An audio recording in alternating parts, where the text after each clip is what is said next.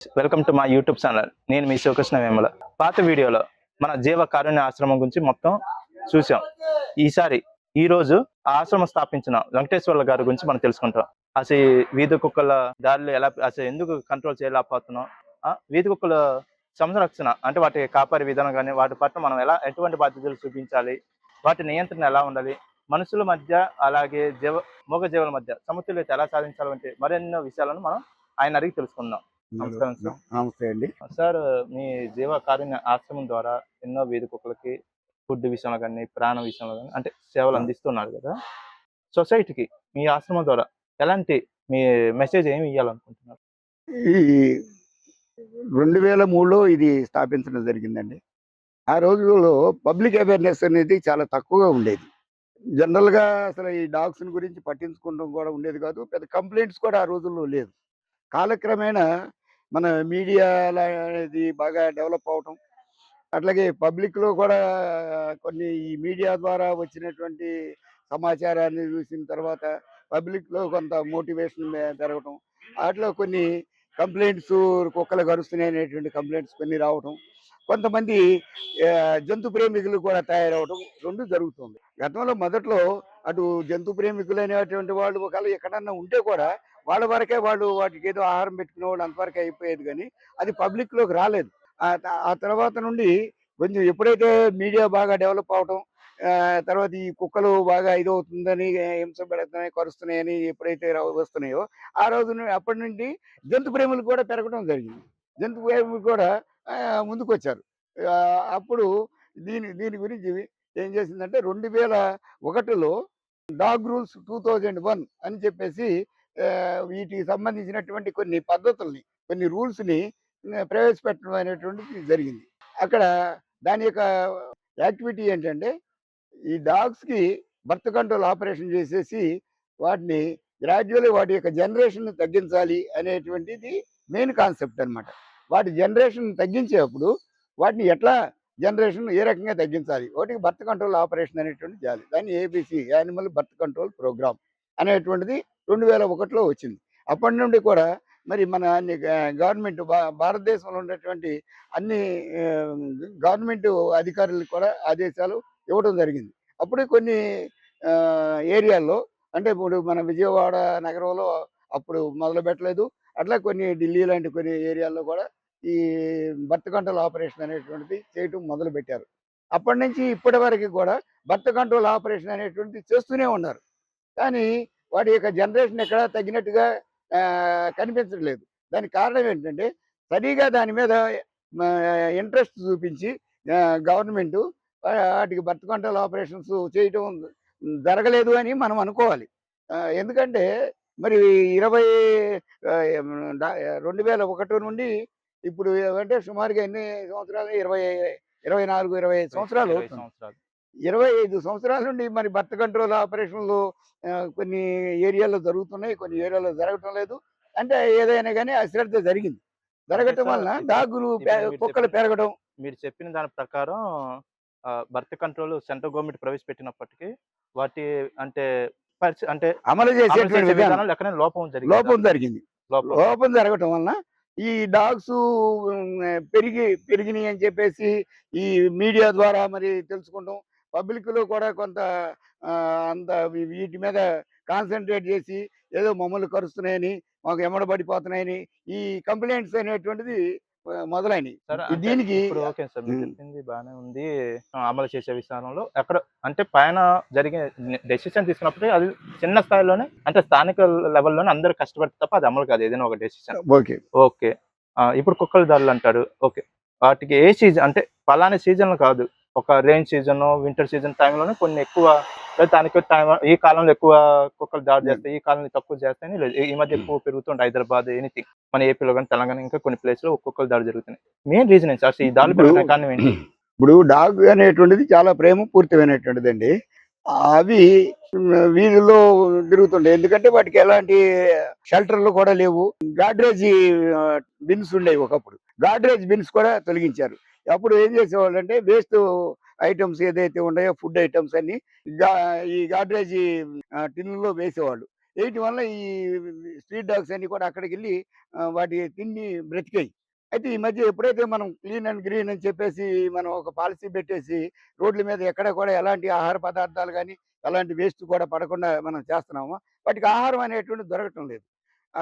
పైపెచ్చు గతంలో ఏమయ్యేదంటే ఈ డ్రైనేజ్ కూడా ఇప్పుడు ఈ మధ్య ఎప్పుడైతే క్లీన్ అండ్ గ్రీన్‌లో భాగంగా ఈ డ్రైనేజ్ కూడా అండర్ గ్రౌండ్ డ్రైనేజ్ ఒకటి పెట్టడం. ఆ తర్వాత కొన్ని ఓపెన్ డ్రైనేజ్ ఉన్నప్పటికి కూడా అవి కూడా చాలా కంటామినేటెడ్ వాటర్ ఆటిల్లో ఉండటం వలన దాటి వలన ఏమైంది వాటికి మంచినీరు కూడా దొరకనటువంటి పరిస్థితి అయిపోయింది. ఈ ఈ కారణంగా మరి ఇప్పుడు ఉన్నటువంటి రోజులు ఎండ, వానలు ఈ రెండిటి వలన ఈ ఎండ భరించలేనటువంటి పరిస్థితులు ఉన్నాయి. వాటికి మానసికంగా వాటిలో చేంజెస్ వస్తున్నాయి. ఆహారం లేనప్పుడు మనిషికి కూడా చాలా నీరసించిపోవడం, నీరసించిపోయినప్పుడు ఎవరన్నా ఏదన్నా మనం మాట్లాడినప్పుడు సరిగ్గా సమాధానం చెప్పలేనటువంటి పరిస్థితి వస్తుంది. దాంట్లో అవి ఫెరోషియస్‌గా తయారవ్వటం, తయారైనప్పుడు ఆహారం కోసం గానీ, ఏదైనా గానీ మనిషి ఎవరైనా వాటిని తోలటానికో, లేకపోతే ఇంకోటికో ప్రయత్నం చేసినప్పుడు దాని బాధలో ఉండి అదేం చేస్తదంటే ఫెరోషియస్‌గా తయారవ్వటం, అటాక్ చేయటానికి అవకాశం ఉంటుంది. కాబట్టి దీనికి మనం చేయాల్సినటువంటి సొల్యూషన్ ఏంటంటే ఆహారం పెట్టాలి.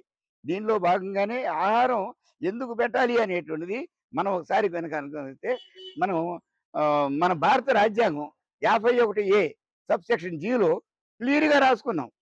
ఏమని? ఇక్కడ ఉండేటువంటి ఈ పశుపక్షాదులు ఇందులో డాగ్స్‌తో సహా ప్రతి దాన్ని కూడా మనం కాపాడుకోవాల్సినటువంటి బాధ్యత మనందరి మీద ఉన్నది అని చెప్పేసి మనం భారత రాజ్యాంగంలో రాసుకున్నాం. దాన్ని బేస్ చేసుకునే మనకు చట్టాలు కూడా వచ్చినాయి. అందుకనే వాటిని చంపకూడదని prevention of cruelty to animals act 1960లో వచ్చింది. 1960లోనే మరి వాటికి ఫుడ్ ఆహారం పెట్టాలి. వాటి మీద హింస జరగకూడదు. క్రూయాలిటీ అనేటువంటిది ఎక్కడున్నా కూడా వాటి మీద శిక్ష అమలు చేయాలి అనేటువంటిది 1960లోనే ఈ చట్టం వచ్చింది. అయితే అదంతా కూడా మరుగున పడిపోయింది. ఎందుకంటే దాని గురించి ఎవరో పట్టించుకునేటువంటి పరిస్థితి ఉంది. మరి ఆ రోజుల్లో మొదట్లో ఇంత క్రూయాలిటీ కూడా ఉండేది కాదు. పబ్లిక్ కూడా అంత ఇదిగా ఉండేది కాదు. వాటికి ఆహారం ఏదో ఒక రూపేణా ఎక్కడోసారి దొరుకుతూ ఉండేది. ఇప్పుడు ఎప్పుడైతే క్లీన్ అండ్ గ్రీన్ పెట్టేసి రోడ్లన్నీ పరిశుభ్రంగా చేసుకొచ్చామో వాటికి ఆహారం దొరకట్లేదు. మరి ఆహారం దొరకపోయినప్పుడు మరి ఆల్టర్నేటివ్ ఎవరు పెట్టాలి? ఈ ప్రజలే పెట్టాలి. గతంలో అయితే వాటంతటికి అవే ఆహారాన్ని సంపాదించుకునేయి. ఇప్పుడు ఆహారం సంపాదించుకోవడానికి కావాల్సినటువంటి అవకాశాలు లేవు కాబట్టి ఈ ప్రజల నుండే ఆహారం పెట్టుకోవాలి. ఆహారం ఎప్పుడైతే పెడుతుందో వాటిలో ఫెరోషియస్ తగ్గుతుంది. మంచినీళ్ళు, ఆహారం మనం పెట్టగలిగినప్పుడు. కాబట్టి ప్రజల్లో ఒక మంచి భావన రావాలి. మంచిలో వాళ్ళలో కూడా ప్రేమపూరితమైనటువంటి అభిప్రాయం కలగాలి. అది కలిగినప్పుడు వాటికి ఆహారం ఎప్పుడైతే ప్రేమపూరితమైనటువంటి ఇది జరుగుతుందో ఆహారం పెడతారు, మంచినీళ్ళు ఇస్తారు. అందువలన ఇప్పుడు చాలా మంది జంతు ప్రేమికులు ఎంతో మంది మరి వీటి కోసం అని చెప్పేసి ఆహారాలు పెట్టడం కానీ, మంచినీళ్ళు ఇవ్వటం కానీ చాలా మంది త్యాగం చేస్తూ ఉన్నారు. సరే, ఓకే. ఇప్పుడు ఆహారం విషయంలో అంటున్నారు కదా! ఇప్పుడు ఆహారం విషయంలో మీరు అంటున్నారు కదా సార్! అయితే పబ్లిక్ అంటే స్థానికులు, ప్రజలు వీధి కుక్కలకి ఆహారం పెట్టే విషయంలో ఎటువంటి జాగ్రత్తలు తీసుకోవాలి? జనరల్‌గా వీధి కుక్కలు మనకి డాగ్స్ అనేటువంటిది టెరిటరీ. డాగ్ అనేటువంటిది టెరిటరీ. అంటే ఒక ప్రాంతంలో ఉండేటువంటి కుక్క అది ఈ ప్రాంతం నాదే అనుకుంటదన్నమాట. ఇంకో చాటుకి వెళ్ళమంటే వెళ్ళదు. అది ఒక డాగు ఒకసారి చెట్టు కింద డెలివరీ అయిపోయింది అనుకోండి, ఆ చుట్టుపక్కల పరిగణాలన్నీ కూడా ఇది నాదే అనుకుంటది. కాబట్టి ఆ ప్రాంతాల్లోకి ఎవరు కూడా వెళ్ళినా కూడా దాని బిడ్డలను అది కాపాడుకుంటూ ఉంటుంటది. కాబట్టి మనం ఏంటంటే ఆహారం పెట్టేటప్పుడు కూడా వాటి యొక్క డాగ్స్ ఎక్కడెక్కడ ఉన్నాయి అనేటువంటిది చూసుకుని జనరల్గా ఇంకొకరికి ఇబ్బంది లేకుండా రోడ్డు పక్కనే ఎక్కడైనా సరే సైడు ఉండే దగ్గరగా పార్కు లాంటి ప్రాంతాల్లోనూ వాటికి అక్కడ వెళ్ళి పెట్టడం అనేటువంటిది మంచిది. Okay sir. ఇప్పుడైతే ఈ మధ్య కాలంలో కుక్కల దాడులు పెరుగుతున్నాయి. అంటే అటు తెలంగాణ కానీ, ఇటు ఏపీ కానీ ఎక్కడైనా సరే సీజన్‌తో సంబంధం, అంటే చలికాలం, ఎండాకాలం, వర్షాకాలం అంటే సీజన్‌తో సంబంధం లేకుండా కుక్కల దాడులు పెరుగుతున్నాయి. దీనికి ముఖ్య కారణం ఏంటి? జనరల్‌గా గతంలో అయితే పెద్దగా ఈ సమస్యల గురించి పెద్దగా ఎక్కువగా ఉండేది కాదు. ఈ మీడియా నుండి వచ్చిన తర్వాత ఈ మీడియా నుండి ఈ అందరికి పబ్లిక్ సమాచారం అందరికీ చేరటం వలన ఈ మరి కొంతమంది ఇట్లా భయపడుతున్నారు. ఈ డాగ్స్ ఇదవుతున్నాయి అనేటువంటి సమాచారం అందరికీ వెళ్తుంది. గతంలో ఈ మీడియా ఏమీ లేదు కాబట్టి ఒకవేళ ఎక్కడైనా ఏదన్నా ఇన్సిడెంట్ జరిగినా కూడా ఇంకొకళ్ళకి తెలిసేది కాదు. ఆ పక్కన ఉన్నటువంటి ఏదో కొద్ది మందికి మాత్రమే అది తెలిసేది. అయితే ఇప్పుడు ఎప్పుడైతే మీడియా బాగా యాక్టివేట్ అయిందో ప్రతి విషయం కూడా పబ్లిక్‌లోకి వెళ్ళిపోతుంది. పబ్లిక్‌లోకి వెళ్ళిపోయినప్పుడు మరి జనరల్‌గా పబ్లిక్ భయపడటం అనేటువంటిది సహజంగానే జరుగుతుంది. దీనికి ముఖ్య కారణం ఏంటంటే ఈ హ్మ్, వేసవి కాలంలో బాగా ఎండలు ఎక్కువగా ఉంటుంటాయి. మరి ఆ టైంలో మరి మంచినీళ్ళు కూడా దొరకవు. ఆహారం అనేటువంటిది కూడా ఎవరు పెట్టేవాళ్ళు లేరు. దానికి తగినట్టుగా మన ప్రభుత్వం వారు క్లీన్ అండ్ గ్రీన్ అనేటువంటి ఒక ప్రోగ్రామ్ పెట్టేసి ప్రతి గ్రామంలో, ప్రతి సిటీలో, ప్రతి అన్ని నగరాల్లో కూడా మరి క్లీన్ అండ్ గ్రీన్ అనేటువంటిది మనం ఆచరిస్తున్నాం. ఆచరించినప్పుడు ఏం చేస్తున్నామంటే అంతకుముందు గాడ్రేజీ ఏదన్నా గనుక ఉండేటట్టయితే ఒక టిన్స్ పెట్టేసి పక్కనే ఆ టిన్స్‌లో తీసుకెళ్ళి వేస్ట్ అంతా కూడా దాంట్లో పడేసేవాళ్ళు. ఆ వేస్ట్ చేయటం వలన ఇవేం చేసాయంటే ఆ వేస్ట్ ఎళ్లి తినేసి వేస్ట్ అంతా కూడా అవి తినేసి అవి కొంత కడుపు నింపుకొని బ్రతికాయి. ఈ మధ్య ఏమైందంటే ఆ గాడ్రేజ్ టిన్నులు కూడా తీసేశారు. అది తీసేయటం వలన వాటికి ఆహారం దొరికేటువంటి ప్రదేశాలే లేవు. అప్పుడు ఏం చేయాలి మరి? కంపల్సరీగా మన పబ్లికే వాటికి ఆహారం పెట్టాలి. ఎందుకు పెట్టాలి అంటే మన భారత రాజ్యాంగంలో 51 సబ్‌సెక్షన్ జీలో మనం రాసుకుందేంటంటే ప్రతి ప్రాణిని కాపాడుకోవాల్సిన బాధ్యత ఈ దేశ ప్రజలదే. ఎందుకంటే ప్రకృతిలోనే మనం జీవిస్తాం. ప్రకృతి లేకపోతే మనం బ్రతకలేము. కాబట్టి అందువల్లనే మన రాజ్యాంగంలోనే వాటినన్ని కాపాడుకోవాల్సిన బాధ్యత ప్రకృతిలో భాగమే ఈ జీవరాశి అంతా కూడా. ఈ జంతు జాతినన్నింటిని కూడా రక్షించుకోవాలి. రక్షించుకోవాలి అంటే మనతో కలిసిమెలిసి ఉండేటువంటి ఈ డాగ్స్ ఉంటాయి. ఇట్లాంటియన్నీ కూడా మనం పెంచుకుంటాము. మనకు సపోర్ట్‌గా ఉంటుంటాయి. మరి మన రాత్రి పూట మరి అవి ఒక విధంగా చెప్పాలంటే ఎవరు ఆహారం పెట్టినా పెట్టకపోయినా రోడ్ల మీద అన్‌పెయిడ్ పోలీస్ అవి. పోలీస్ లాగానే అవి పనిచేస్తూ ఉంటాయి. మరి అట్లాంటి వాటిని కాపాడుకోవాల్సినటువంటి బాధ్యత ఈ దేశ ప్రజల మీద ఉంది. అందువలన మనము కంపల్సరీగా వాటికి ఆహారం పెట్టాలి. ఆహారం పెట్టినప్పుడు అట్లాగే మంచినీళ్ళు కూడా ప్రొవైడ్ చేయాలి. ఈ 2 చేసినప్పుడు వాటికి ఫెరోషియస్‌గా తయారవ్వవు. స్థానికులకి పరివర్తన వచ్చేసింది ప్రజలకి. ఆహారం పెట్టాలనుకుంటున్నాడు వీధి కుక్కలకి. అయితే ఆహారం పెట్టే విషయంలో ఎటువంటి జాగ్రత్తలు తీసుకోవాలి? ఆహారం పెట్టేప్పుడు ఒకప్పుడైతే మనకు ప్రత్యేకంగా ఆహారం ఇక్కడ పెట్టాలి, అక్కడ పెట్టాలి అనేటువంటిది ఒక ప్రత్యేకమైనటువంటిది లేదు. ఈ మధ్య పబ్లిక్ నుండి కొంత ఇప్పుడు ఈ అవేర్‌నెస్ పెరగటం, మరి క్లీన్ అండ్ గ్రీన్ అంటాం.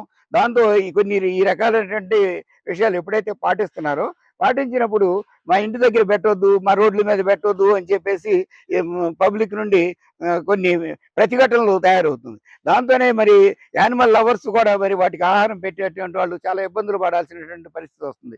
దాని మీద మరి గవర్నమెంట్ ఇచ్చినటువంటి ఆదేశాలు అంటే కొన్ని ప్రదేశాల్లో ఇబ్బంది లేనటువంటి ప్రాంతాల్లో ఆహారం పెట్టండి అనేటువంటి విధంగా కొన్ని ఫీడింగ్ స్పాట్స్ అనేటువంటి కొన్ని ఏర్పాటు చేశారు.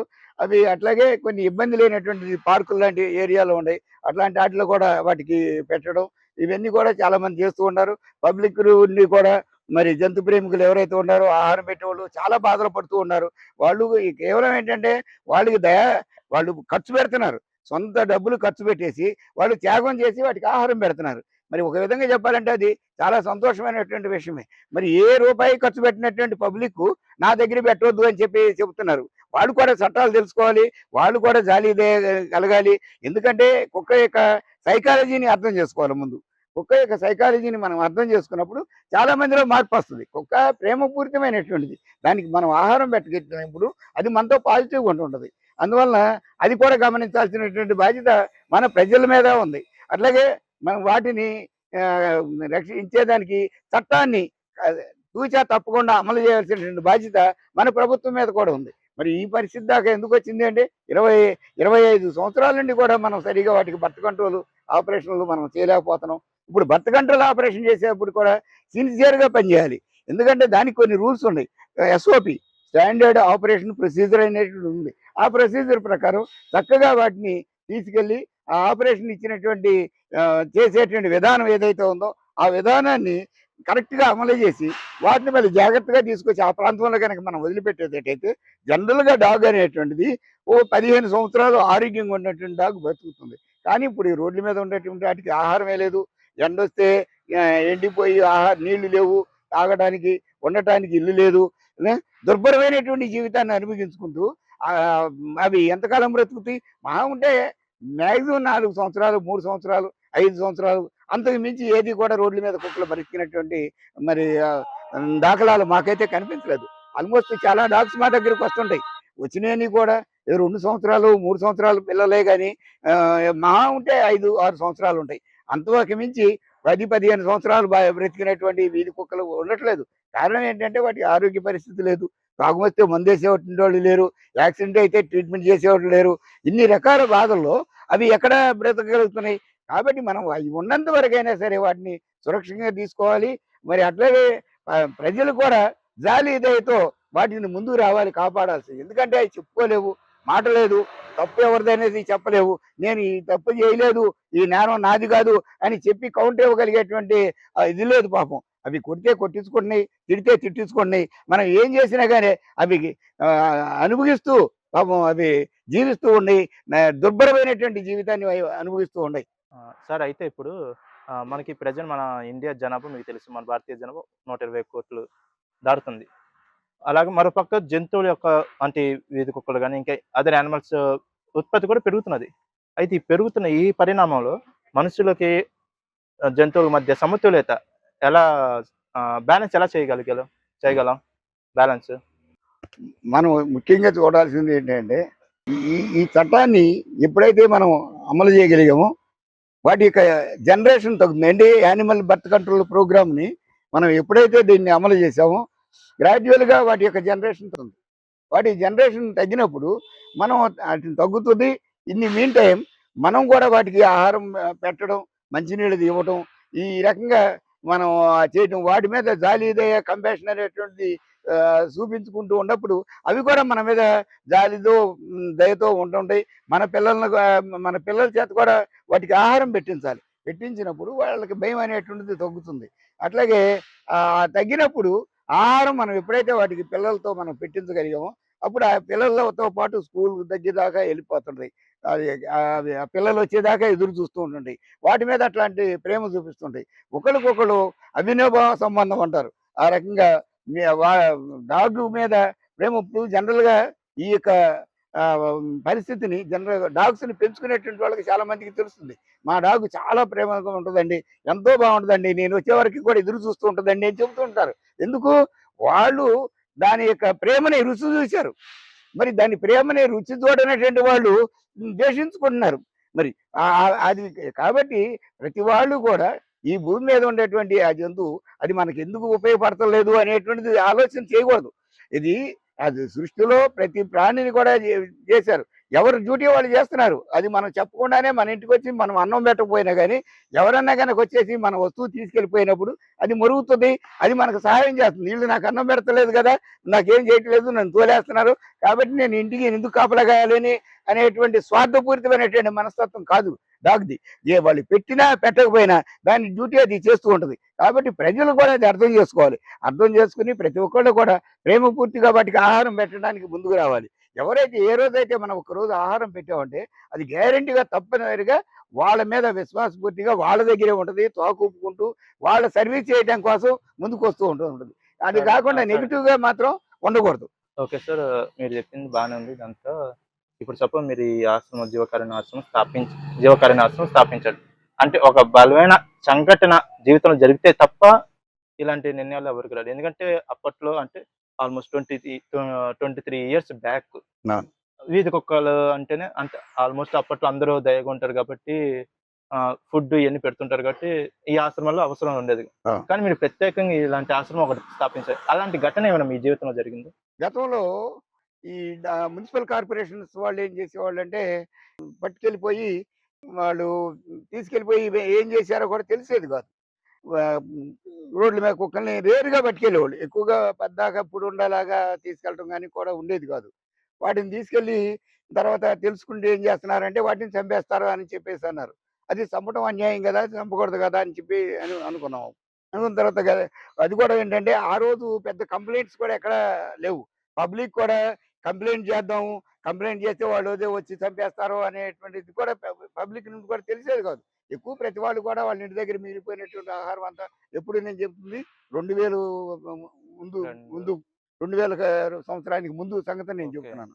అప్పుడు మిగిలిపోయినటువంటి ఆహారం అది పెట్టడం, అది కూడా పానీ అని చెప్పేసి చేసేవాళ్ళు, కానీ ఇంత పరిస్థితిగా ఉండేది కాదు.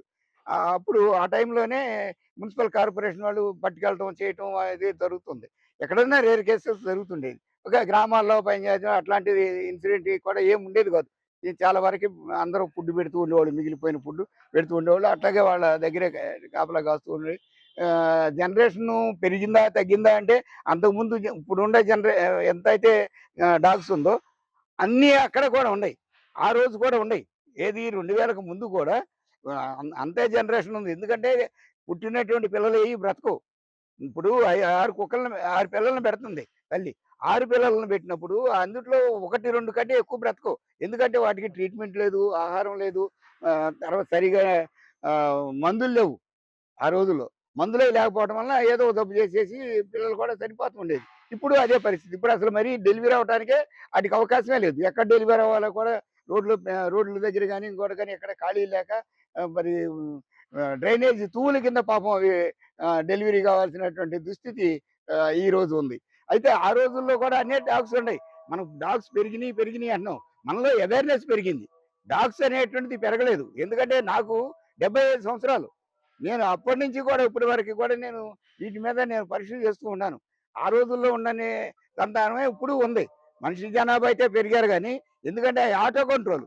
రోగం వస్తే వాటికి ట్రీట్మెంట్ లేదు. యాక్సిడెంట్ అయిపోతే బ్రతికించేదానికి లేదు. కాబట్టి ఆ రోజు, ఈ రోజు కూడా సేమ్ అదే సిట్యుయేషన్ నడుస్తుంది. కాబట్టి ఇప్పుడు ఈ రోజు మీడియా బాగా ఇంప్రూవ్ అయింది. ఎక్కడ ఇన్సిడెంట్ జరిగినా గానీ అది 10 మందికి తెలుస్తుంది. గతంలో ఎవరికీ తెలిసేది కాదు. తెలియకపోవడం వల్ల ఏమైంది, అప్పుడు ఎక్కడ ఏం జరుగుతుందో, ఏ ఇన్సిడెంట్ జరుగుతుందో, ఎన్ని కుక్కలు ఉన్నాయో, కుక్కలు పెరిగినాయా, తరిగినాయా అనేటివి కూడా పెద్దగా అంత పట్టించుకునేవాళ్ళు కాదు.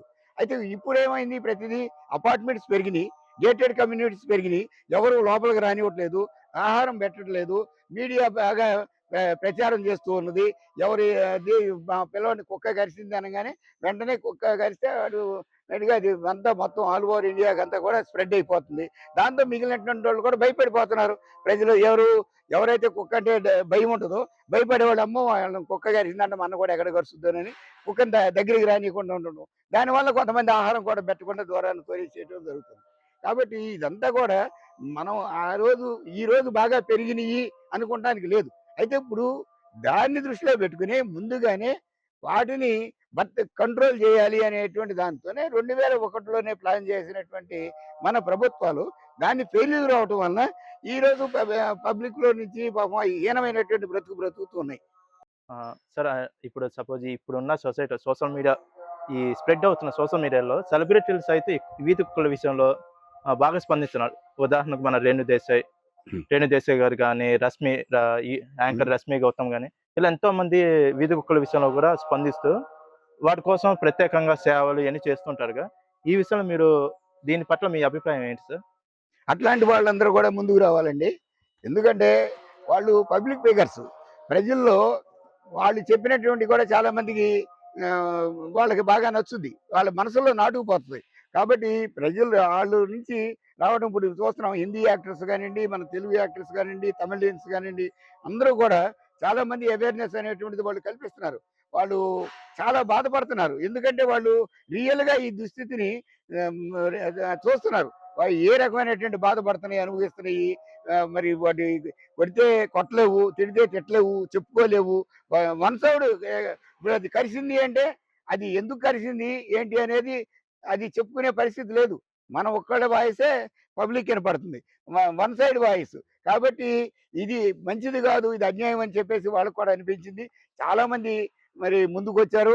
వాళ్ళతో పాటు జంతు ప్రేమికులు కూడా చాలా మంది, ఎక్కువ మంది. ఇప్పుడు ఎంతమంది అయితే యానిమల్ హేటర్స్ ఉన్నారో వాళ్ళతో సమానంగానే జంతు ప్రేమికులు కూడా ఉన్నారు.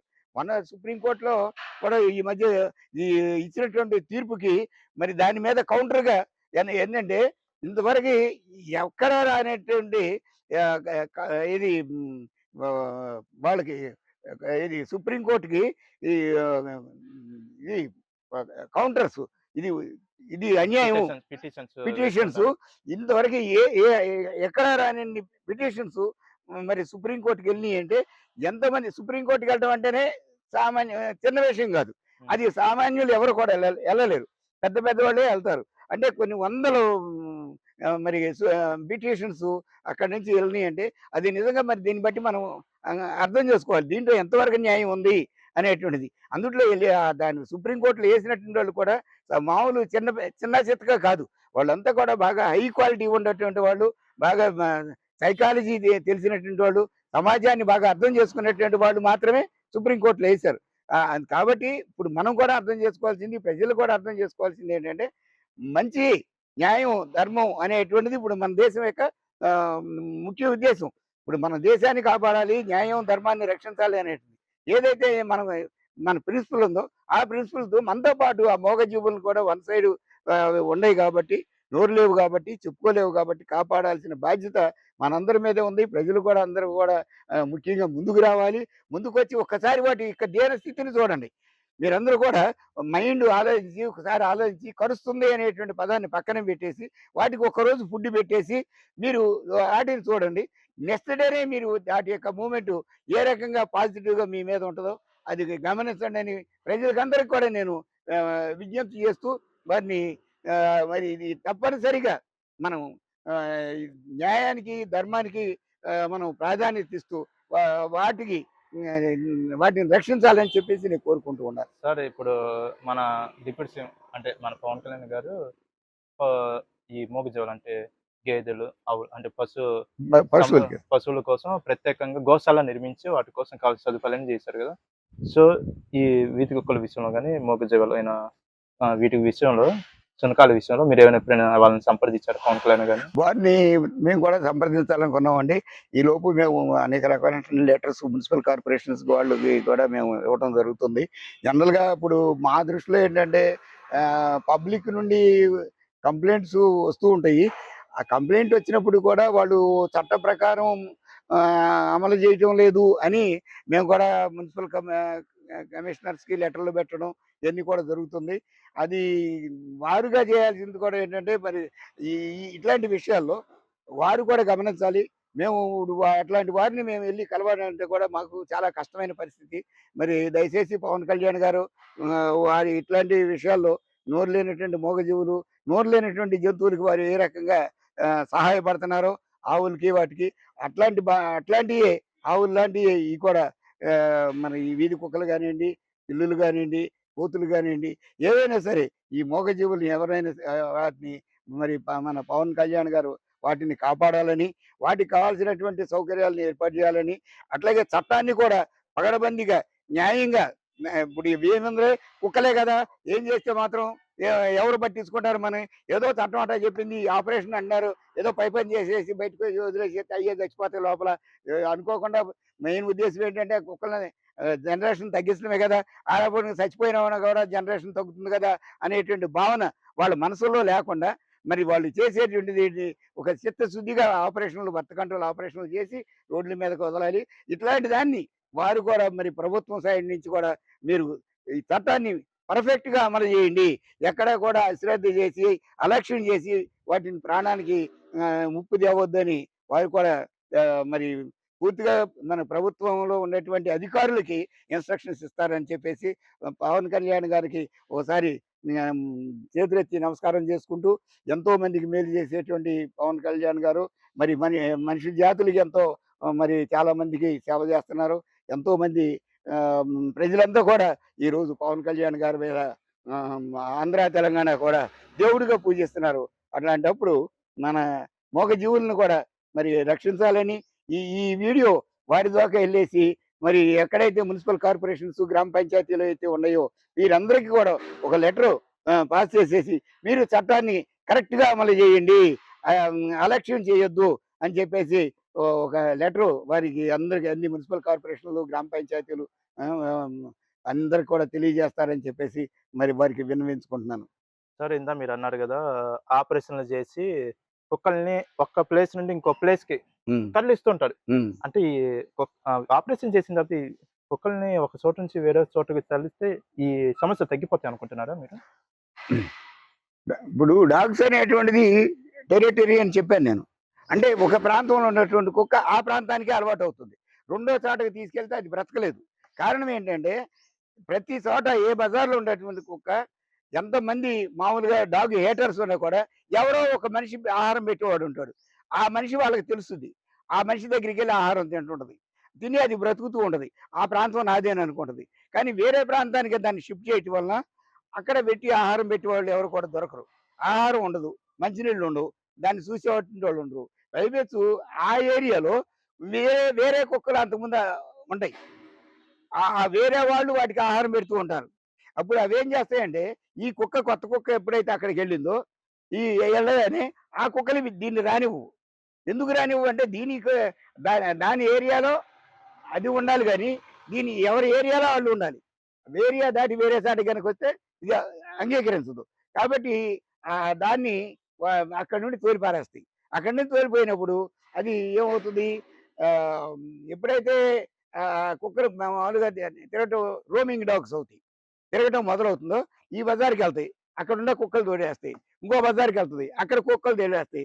గార్బేజ్ దగ్గరికి వెళ్తాయి. ఆ గార్బేజ్ దగ్గర చుట్టూ ఆల్రెడీ అంతకుముందు ఎగ్జిస్టింగ్ గార్బేజ్ తోనే బ్రతికేటువంటి డాగ్స్ ఉంటాయి. ఆ డాగ్స్ దీని దగ్గరికి రానివ్వు. దాంతో ఏమవుతుంది, అక్కడ ఆహారం దొరకదు, మంచినీళ్ళు లేవు, పెట్టేవాళ్ళు ఎవరో కూడా తెలియదు. తెలియక ఏమవుతుంది, ఫెరోషియస్ అవుతుంది. ఫెరోషియస్ అయిపోయి ఎవరు పలకరించినా వాళ్ళ మీదకి వచ్చేసి కరవటం మొదలు పెడుతుంది. అప్పుడు డాగ్ బైట్స్ పెరుగుతాయి. డాగ్ బైట్స్ పెరుగుతాయి కాబట్టి ఎక్కడ కుక్కని తీసుకెళ్లారో అక్కడే తీసుకొచ్చి వదిలిపెట్టాలి అనేది మన చట్టం. ఇప్పుడు మన సోషల్ మీడియాలో కొన్ని కామెంట్లు చేస్తుంటారు, మనిషికి కుక్కకి తేడా తెలియదా, మనిషికి దెబ్బ తగిలితే కుక్కకి దెబ్బ తగిలితే ఒకటే అనుకుంటున్నారా మీరు అని కొంతమంది ఎవరైనా కొంతమంది కామెంట్స్ పెడుతుంటారు. అంటే రెండుతో ఎందుకు పోలుస్తున్నారు, మనిషికి ఒకటే అనుకుంటున్నారు మీరు అని కొంతమంది నెగిటివ్ కామెంట్స్ పెడతారు. అయితే దీన్ని మీరు ఏమనుకుంటారు? ప్రాణం అనేటువంటిది ఎవరికి వాళ్ళదేనండి. ఎవరి విలువ వాళ్ళదే. నా ప్రాణం నాకు విలువ. నన్ను కొట్టబోతే నాకే వస్తుంది. మీ ప్రాణం మీకే విలువ. కుక్క ప్రాణం కుక్క విలువ, పక్షి ప్రాణం పక్షి విలువ. అది పారిపోతుంది, మనం పారిపోతాం. మన ప్రాణాపాయం వచ్చింది అనుకుంటే మన ప్రాణాన్ని కాపాడుకోవడం కోసం మనం పారిపోతాం. దాని ప్రాణానికి వచ్చినప్పుడు అది పారిపోతుంటది. కాబట్టి నా ప్రాణం గొప్పదేనే మనం ఎట్లా అనుకుంటామండి? కాబట్టి సమాజంలో ఈ సృష్టిలో మనం గొప్పగా జన్మించాం, శక్తివంతంగా ఉన్నాం, తెలివిగా ఉన్నాం. అంటే ఒక విధంగా చెప్పాలంటే ఈ సృష్టికి రాజాదిరాజులు మనం. ఈ సృష్టిని కంట్రోల్ చేయగలిగేటువంటి పరిస్థితి మనకుంది. అట్లాంటప్పుడు నేనే గొప్ప అంటే ఎంతవరకు గొప్ప అంటే గొప్పవాళ్ళమే. మనం అందరికంటే అన్ని ప్రాణుల కంటే కూడా గొప్పవాళ్ళమే. కానీ నా ప్రాణం మాత్రం దాని ప్రాణం కంటే నా ప్రాణమే గొప్ప అనుకునేదానికి అది కరెక్ట్ కాదు. దాని ప్రాణం దానికి గొప్ప, నా ప్రాణం నాకు గొప్ప. కాబట్టి మనం ఆధిపత్యంలో మనం గొప్ప. వాటిని ఎందుకంటే ఎప్పుడైనా సరే ఒక అధికారి ఇప్పుడు సింహం లాంటిదే అక్కడ ఎక్కడైతే అడవులు ఉంటుందో అడవుల్లో అడవికి రాజు అంటారు. అట్లాగే ఈ మొత్తానికి ఈ సృష్టిలో అందరికీ రాజులు మనం. ఒక ఆఖరికి వాటిని కూడా మనం బంధించగలుగుతున్నాం. కాబట్టి మనం ఏంటంటే మనం వాటిని మన కింద ఉండేటువంటి మనం ఎప్పుడైతే రాజరికాన్ని మనం తీసుకున్నామో సృష్టిలో మనం కాపాడేటువంటి సంస్కృతి మనం రాజులను చూస్తున్నాం. రాజు యొక్క ఉద్దేశం ఏంటి? అట్లాగే మనం మినిస్టర్స్ చూస్తున్నాం, ప్రైమ్ మినిస్టర్ని చూస్తున్నాం. మన దేశం ఎంతో మందిని వాళ్ళు ఏంటి చేసేది? రక్షించడమే కదా. వాళ్ళు చేసేటువంటి పని ఏంటి? తక్కువ స్థాయిలో ఉండేటువంటి ఈ ప్రజలందరినీ కాపాడటమే, బలహీనులను కాపాడటమే, బలవంతుల బారి నుండి బలహీనులు కాపాడటమే. అది చట్టం ద్వారా కావచ్చు, ఇంకో ద్వారా కావచ్చు, తీర్మానం ద్వారా కావచ్చు, బలహీనాన్ని కాపాడుతున్నారు. అదే రకంగా ఇప్పుడు మనం కింద ఉండేటువంటి ఈ ప్రకృతిని కాపాడాల్సిన బాధ్యత మనం. ఎందుకంటే ఈ సృష్టికే మనం ఒక విధంగా రాజులు మనం. కాబట్టి ఈ సృష్టిని రక్షించుకోవాలి. వాటిని రక్షించుకుంటూనే మనం బ్రతకాలి, మనం రక్షించబడాలి. అది కానీ నా ప్రాణం ఎక్కువ, నేనే చట్టాలు చేశాను, నాకు బలం ఉంది అనుకుంటే ఆ రాచరికానికి విలువ లేనటువంటిది, డమ్మీ అవుతుంది అది. సపోజ్ కొన్ని స్వచ్ఛంద సంస్థలు ఉన్నాయి. Suppose red cross, blue cross, అంటే బ్లడ్ బ్యాంకులకు సంబంధించి కొన్ని ఉన్నాయి, జంతు ప్రేమికులకు సంబంధించి కొన్ని క్రాసులు స్వచ్ఛంద సంస్థలు పెట్టుంటారు కదా. ఇప్పుడు ఈ మధ్య కాలంలో ఆ సంస్థలు ఏమైనా వాళ్ళ సపోర్ట్ ఈ వీధి కుక్కలు కాపాడటం కానీ మూగజీవులను కాపాడటంలో వాళ్ళ బాధ్యత ఏమైనా పెరిగిందా, లేకపోతే వాళ్ళ సపోర్ట్ ఏమైనా వస్తుందా? తప్పకుండా చాలా వరకు పెరిగిందండి. చాలా సంస్థలు మాకు మన దగ్గరికి వస్తున్నాయి. కాలేజెస్ వాళ్ళు కూడా, స్టూడెంట్స్ అందరూ కూడా మరి వస్తున్నాయి. కొన్ని కాలేజెస్లో మంత్లీ వన్స్ ఒకరోజు సర్వీస్ చేయాలి అనేటువంటి ఒక కాన్సెప్ట్ కూడా ఏర్పాటు చేయడం జరిగింది. మన ఈ మధ్య ఆల్ ఇండియా మెడికల్ సైన్సెస్ నుండి కూడా కొంతమంది డాక్టర్స్ కూడా మన దగ్గరికి రావడం, వీటన్నిటికి కూడా సర్వీస్ చేయడం కూడా జరిగింది. అట్లాగే కొన్ని ఎస్ఆర్ఎం కాలేజీ అమరావతి వాళ్ళు కూడా వచ్చారు. ఈ మధ్య అట్లాగే గుల్బర్గా నుండి కొద్ది ఇక్కడ మన ప్రాంతంలో వాళ్ళు కూడా వచ్చేసి ఇక్కడ ఇది చేశారు. ఇవన్నీ కూడా వాళ్ళు ఏంటంటే కొన్ని సబ్జెక్ట్‌ని తీసుకొని నేను ఎవరిని we are the voice to the voiceless అనేటువంటి అంటే చెప్పుకోలేనటువంటి వాటికి వాటి తరపున నా వాయిస్‌ని నా గొంతు వినిపించి నేను వాటిని కాపాడతాను అనేటువంటి విధంగా చాలామంది విద్యార్థులు కానివ్వండి, లేకపోతే ఇప్పుడు అనేక సంస్థలు మీరు అన్నారే రెడ్ క్రాస్ కానివ్వండి, అనేక సొసైటీలు చాలా సొసైటీలు ముందుకొస్తున్నాయి. అవేర్‌నెస్ పూర్తిగా బాగా పెరిగింది. దాదాపు ఒక విధంగా చెప్పాలంటే 50% యానిమల్ హేటర్స్ ఎంతమంది ఉన్నారో యానిమల్ లవర్స్ కూడా అంతమంది ఉన్నారు. కాబట్టి అందరూ ముందుకు రాకపోవచ్చు. వాళ్ళ వరకు వాళ్ళ డ్యూటీ ఏంటి, నా వరకు నేను ఈ కుక్కకి ఆహారం పెట్టుకుంటున్నాను, లేకపోతే ఈ పక్షికి ఆహారం పెట్టుకుంటున్నాను, ఈ జంతువుని నేను కాపాడుకుంటున్నాను, నేను పబ్లిసిటీకి ఎందుకు వెళ్ళాలి అనేటువంటి భావంతో వాళ్ళు రాలేని పరిస్థితిగా ఉంది. కానీ రోడ్ల మీదకి వచ్చి మనం ఎక్కువ కౌంట్ చేసేటట్టయితే ఇప్పుడు ఈ రోజు కంపారిజన్ అనేటువంటిది బాగా పెరిగింది, ఆలోచన శక్తి పెరిగింది, ఎడ్యుకేషన్ పెరిగింది. కాలేజెస్లో కూడా దీని మీద క్లాసెస్ కూడా కొంత నడుస్తున్నాయి. అందువలన గతంలో కంటే కూడా ఇప్పుడు కంపాక్షన్ బాగా పెరిగింది అనేటువంటి నేను చెప్తున్నాను. లివ్ అండ్ లెట్ లివ్ అనేటువంటి దాన్ని ఒక్కసారి మీరు మనసులో ప్రతి ఒక్కళ్ళు కూడా ఆలోచించుకోండి. మనం బ్రతుకు వాటిని బ్రతకనివ్వు అనేటువంటిది ఒక్కసారి వాళ్ళ మనసులో పెట్టుకుని మరి ఈ మూగజీవులకి అన్నిటికీ వాళ్ళు కూడా ఈ సేవాభావంలో పాలుపంచుకోవాలని కోరుకుంటూ ఉంటాను. చూసారుగా ఫ్రెండ్స్, ప్రజెంట్ ఉన్న సొసైటీలో ప్రతి మనిషి తనకున్న బాధ్యత మూగజీవాలను రక్షించడం అనేది మూగజీవాలు రక్షించడం అనేది ప్రతి ఒక్క మనిషి యొక్క బాధ్యత. అలాగే ఈ వీధి కుక్కలు కానీ మూగజీవాల విషయంలో జీవ కారుణ్య ఆశ్రమం నిర్వహిస్తున్న ఈ బాధ్యతని మనందరం అభినందించాలి. ఇలాంటి ఎన్నో మూగజీవాలను కాపాడుతూ ఇంకా అభివృద్ధి వాళ్ళు చెందాలని కోరుకుంటూ మరొకసారి మీ ముందుకు వస్తాను. Thank you.